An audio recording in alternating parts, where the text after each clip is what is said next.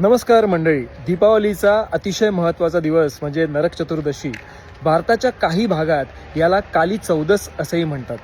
प्राचीन काळी नरकासूर नावाचा एक अत्यंत क्रूर आणि शक्तिशाली राक्षसाने आपल्या शक्तीच्या जोरावर देवांना आणि सर्वसामान्य लोकांना खूप त्रास दिला होता. त्यांनी कारावासामध्ये 16,000 राजकन्यांना बंदी करून ठेवलं होतं आणि असंख्य स्त्रियांचा छळ केला.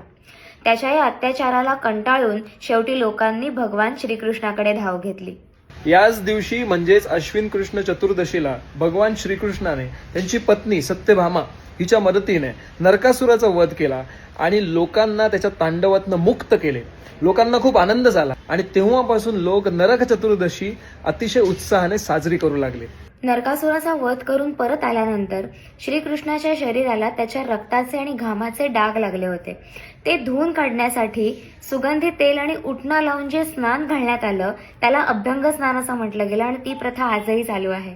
अभ्यंग स्नानापूर्वी कारीट नावाचं फळ पायाने फोडलं जातं. त्यातनं येणारा लाल आणि पिवळसर रस हा नरकासुराच्या रक्ताचं प्रतीक मानलं जातं. नंतर छान अभ्यंग स्नान करून दिवसाची उत्तम सुरुवात केली जाते. तर नरक चतुर्दशी ही केवळ दिवाळीची तयारी नाही. गीतेमध्ये भगवान श्रीकृष्ण काय म्हणतायत? परित्राणाय साधूनां विनाशाय च दुष्कृतां धर्म संस्थापनार्थाय संभवामी युगे युगे.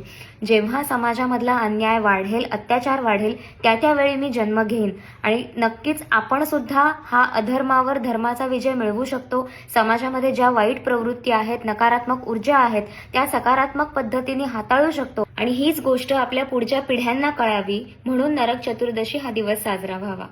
आय होप माझी आणि सायलीची ही जी सिरीज सुरू आहे ही तुम्हाला नक्की आवडत असेल.